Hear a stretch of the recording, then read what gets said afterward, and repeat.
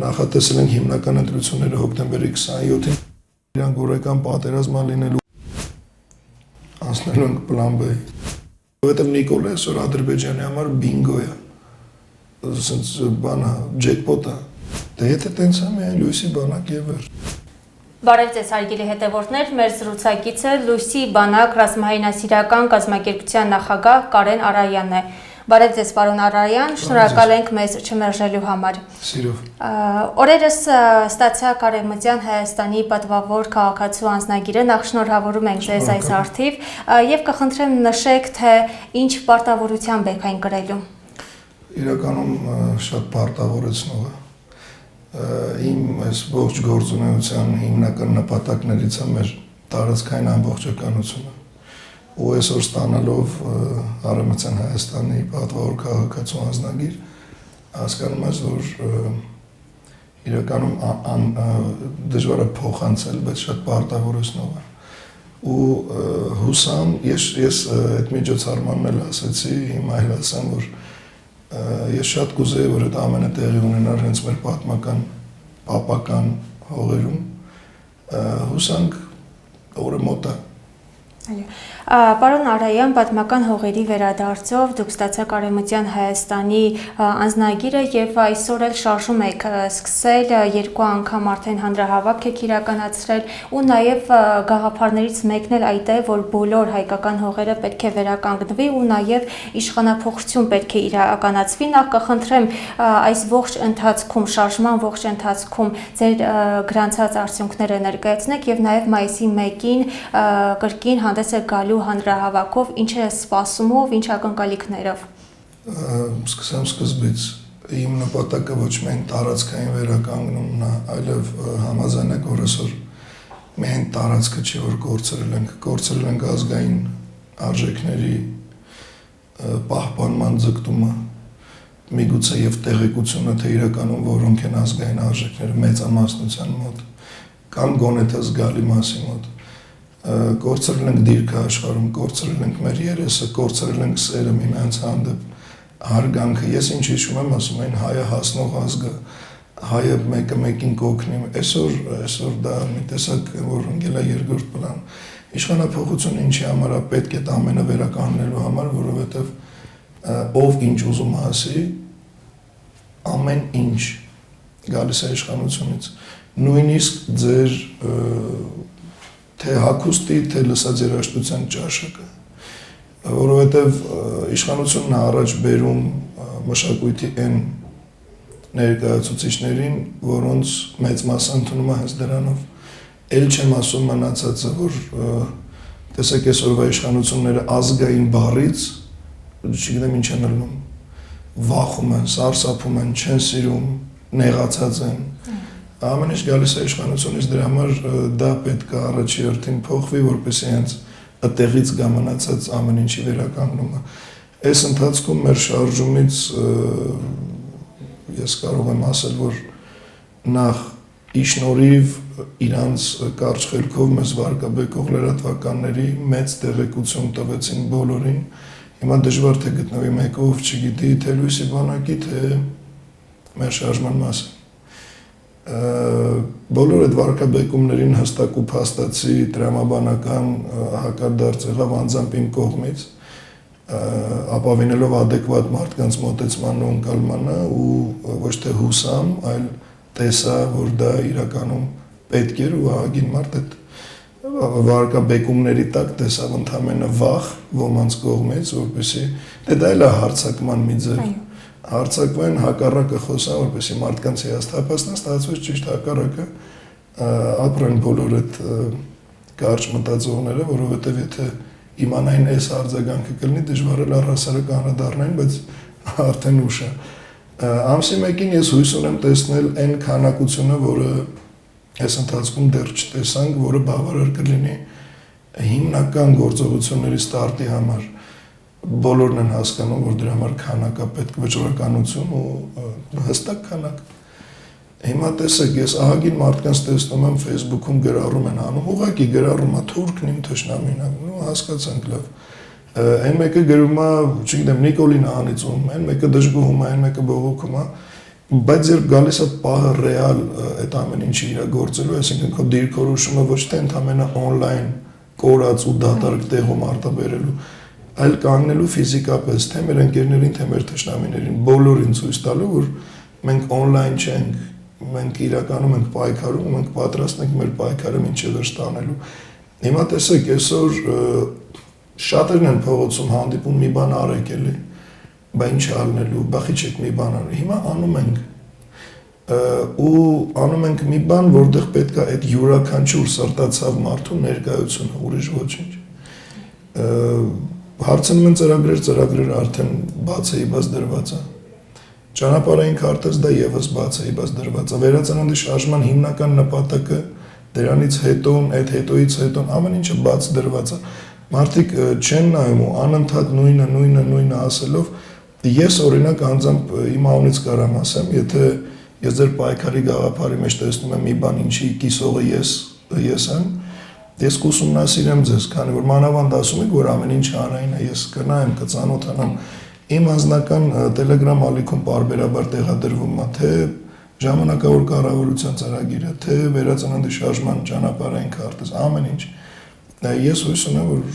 ձեր հեռուստադիտողը, մեր հայրենակիցները կնայեն, կգտնեն ու դժվար չի բոլորը այսօր Telegram ունեն։ Շատերը հարցնում են ինչ համար ձեզ պետքա վստահենք, ինչ անցած ճանապարհ, չեմ դասել, որովհետև լրատվականները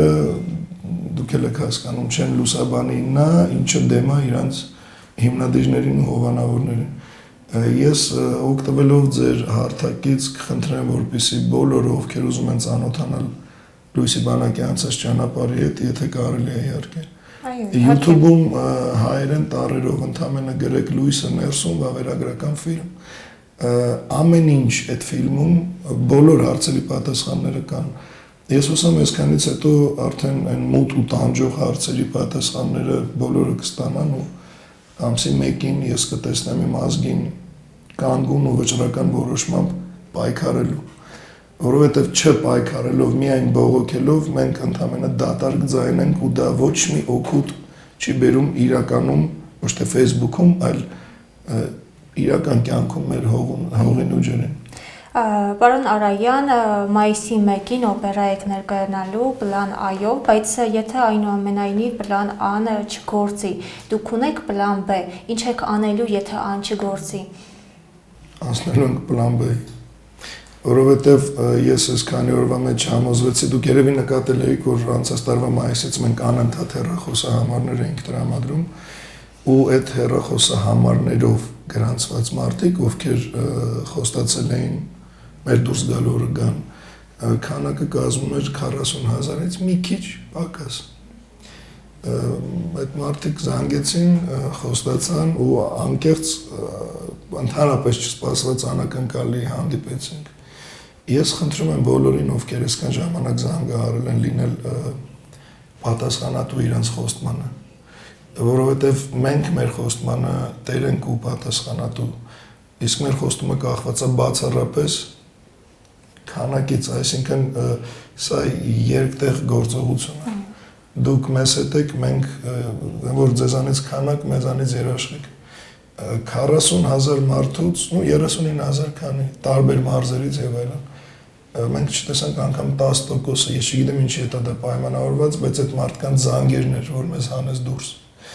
Ես հույս ունեմ, որ հիմա յուրաքանչյուրը ով զանգել է կամ ով նորա նայում, ես չգիտեմ ուր զանգի։ Ուղղակի մայիսի 1-ին ժամը 18:00 ֆիզիկապես իր ներկայությունը ապահովի Ազատության հրապարակում, տեսնելով բավարար քանակությունը ու դա տեսակ ես միշտ ասում եմ 70,000 ստարտի համար չի դա 70,000-ը վերջնական արդյունք գրանցելու համար է, որը պետք է հավաքվի ընթացքում, ես դա եմ հասկանում, բայց առաջի օրվա համար գոնե մինիմալ ստարտը կոնկրետ թվականակ չասեմ, բայց Ազատության հրապարակը լեփլեցուն լինելու դեպքում դա լինելու է ստարտը նրա, որ նորից կրկնվեմ նույն բառերով Նիկոլը շատ լուրջ է մտածելու իր հրաժարականի մասին։ Հիմա այն մարդիկ, ովքեր դժգոհ են Նիկոլից, չգիտեմ, գոնե թե իրանք իրանց մեջ գտնեն բացատրություն, իրանք իրանց համար ինչի չգալ Ազատության հրապարակ։ Որովհետև նորից հարցը տամ բոլորին, ով եթե ոչ մենք, ու երբ, եթե ոչ հիմա։ Ու եթե կա մեկը, որ այդ ով հարցին կարան պատասխանեն, եւս մի հարց, ոնց։ Ընտրություններով դա արդեն բազմիցս բարձրաձայնել եմ, դա աշխատող չի։ Իսկ մինչև ընտրություններ դուք տեսնում եք իշխանափոխություն։ Եթե չտեսնեմ, ես ինչ եմ կազմակերպում, ինչ եմ անում։ Ես տեսնում եմ մարդկանց մեջ այդ պորտկումը, ես տեսնում եմ այդ դժգոհությունը, ես տեսնում եմ այդ այն ինչ պետք է այսօր իշխանափոխության համար մեր ազգի մեջ կա։ Չկա ուղղակի չգիտեմ ինչ է, նույնիսկ չգիտեմ ինչ է, եթե դժգոհ ես, եթե վատ է, եթե գիտակցում ես, որ քո լռությունով դու աջակցում ես դրան, ինչ ես լռում։ Իսկապես այսօր շատերն են ասում, շատերն են դժգոհում այս իշխանություններից, բայց ասում են, եթե իշխանափոխություն անենք, ապա ով է գալու։ Հիմա դուք էլ ձեր շարժմամբ ներշում եք բոլոր 4 մեր առաջնորդներին եւ ինչ եք առաջարկում։ Եթե ձեզ հաջողվեց իշխանափոխություն անել, ում եք տեսնում առաջնորդի դերում։ Ես բազմիցս ասել եմ, նորից ասեմ, ստեղծվել է ժամանակավոր կառավարություն։ Ինչքան էլ որոշ մարդկանց դա վախեցնի այդ ժամանակավոր բառը, բայց դա է միակ ճանապարհը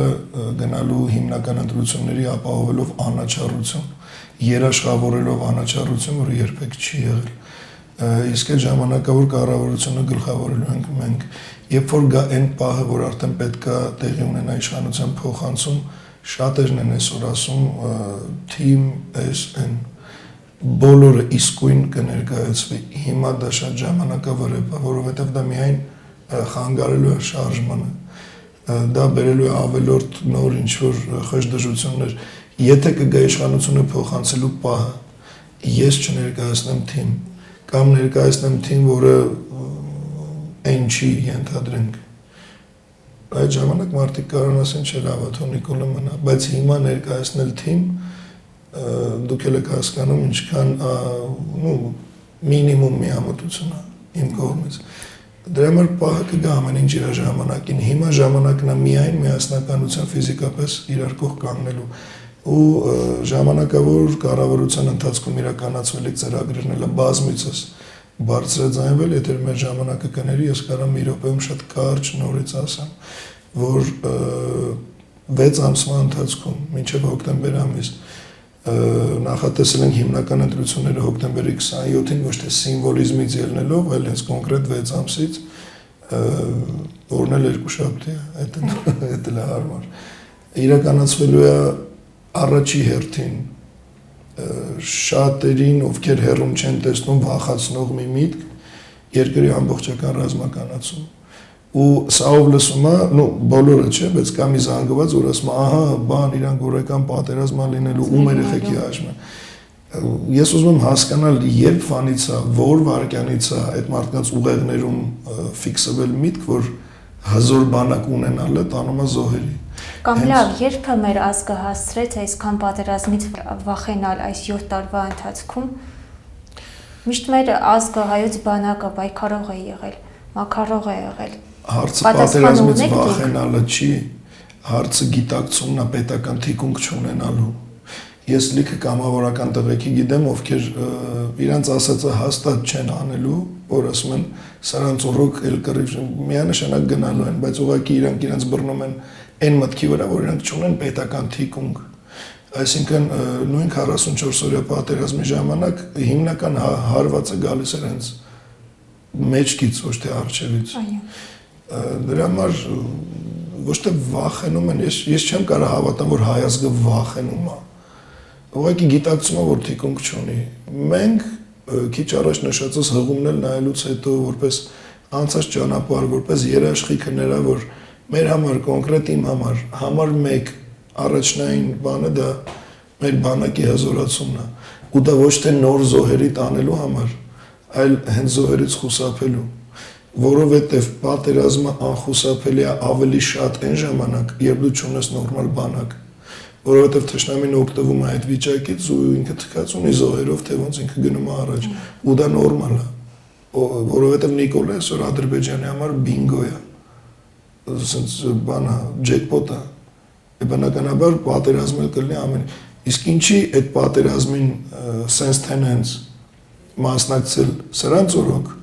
Եթե կարելի է սրանց փոխել ու ավելի ռազմականացված, ավելի պատասխանատու, ավելի ամենից առաջ բանակը դասող մարդկանց հետ գնալ նույն պատերազմին, որը միևնույն անխուսափելի է։ Իսկ ես դες վստահեցնում եմ, այսօր Ադրբեջանը, տեսեք, մենակ մեր ջոկատի նկարներն է տեսել, վարժանքներն է տեսել ու շատ բան չի տեսել, չի կարա տեսնի։ Ինքը արդեն բանը ցնցոտի մեջ է։ Իրանց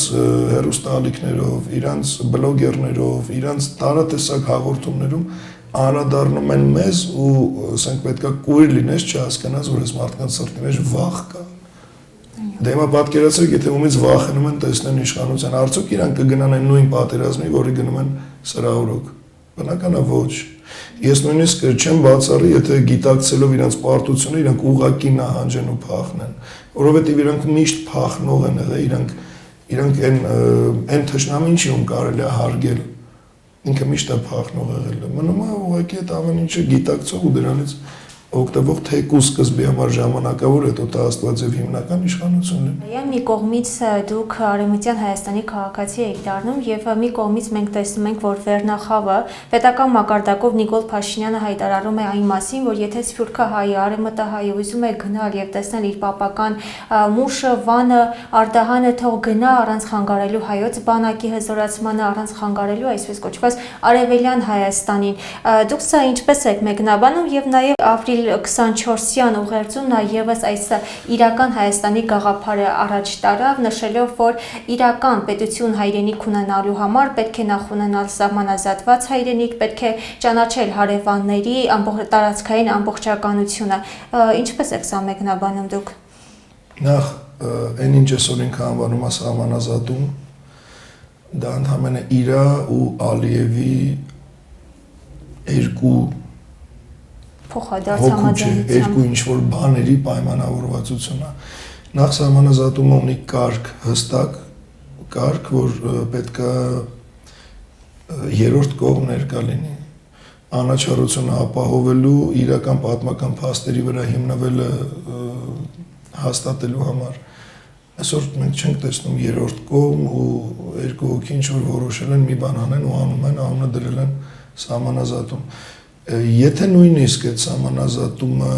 ու իրանց կարճ խելքով հենց սահմանազատումը, ինչի հենց այն քարտեզով, որը հենց այդ երկուսն են որոշել, օրինակ դուք անձամբ Ադրբեջանին, այո։ Դուք անձամբ, ես ոչ մեկ փողոցում հարցրեք ցանկացածին հարցում արեք, ով է մասնակցել ընտրությանը, թե կոնկրետ որ քարտեզով պետք է սահմանազատում արվի։ Ոչ մեկ, մի քանի հոգի հավաքվել, որոշել են անձնական իրանց անձնական շահերից ելնելով։ Ինչի այդ քարտեզը, օրինակ Վիլսոնյան քարտեզը չի։ Ինչի այդ քարտեզը այն թվականներինը չի, որը մեզ է լավ, մեզ է պետք, իրավամբ, պատմականորեն, բարոյապես այդ տարածքների հիմնումը, փաստացի ապացուցումը, որ մերն ամենը կա։ Ինչի հենց որոշվեց թրքահպատակ թուրքերի համար ինչ-որ ձեռնտու քարտեզ գծագրել, սահմանել սահմանազատում ու նման քայլի գնացողի ասացնել, հաշվի առնել, որ ինչպես կմեկնաբանեք, տեսեք, ցանկացած հակահայկական վայրահաչոց, ում կողմից դա ուզում է լինի, կլինի իշխանություն, կլինի հասարակշարքային քաղաքացի, իմ համար նույնն է, ոնց որ ձեր հեծանիվ կամ մեքենա քշելուց կողքից հաչացող շունը, ես դա ոնց մեկնաբանեմ, դա զրո է, դա ոնց որ իրանք ազգայինն են ուզում ներկայացնել որպես փուչիկ կոնցեպցիա, իրանք իրանց ամբողջականությամբ, իրանք իրանց եղածով, ապրածով, մտքերով, նպատակով, գաղափարով փուչիկ կոնցեպցիա են, ես նմանի ինչը մեկնաբանեմ, որ խոսքը կամ ուր անդեղ խոսք,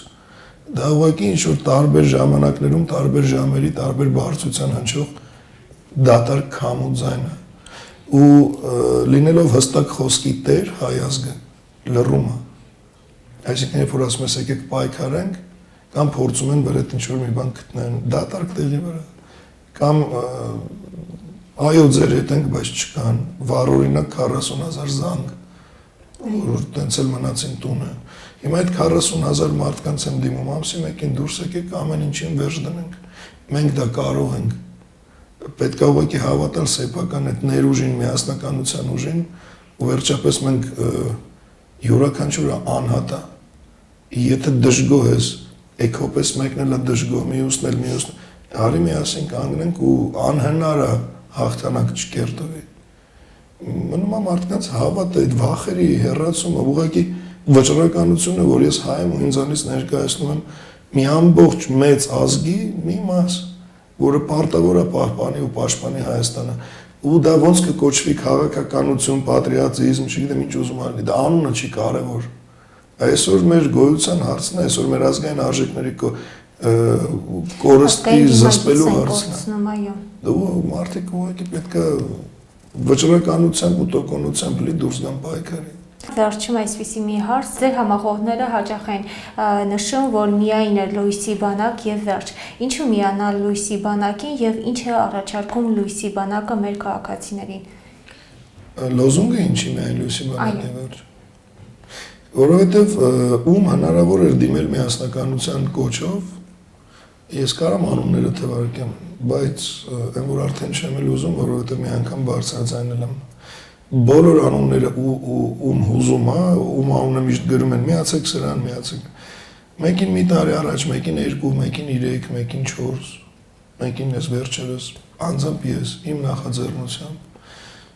դիմել եմ միասնականության կոչով, եկեք միասին գնանք առաջ։ Բոլորից լսել եմ հետևյալը։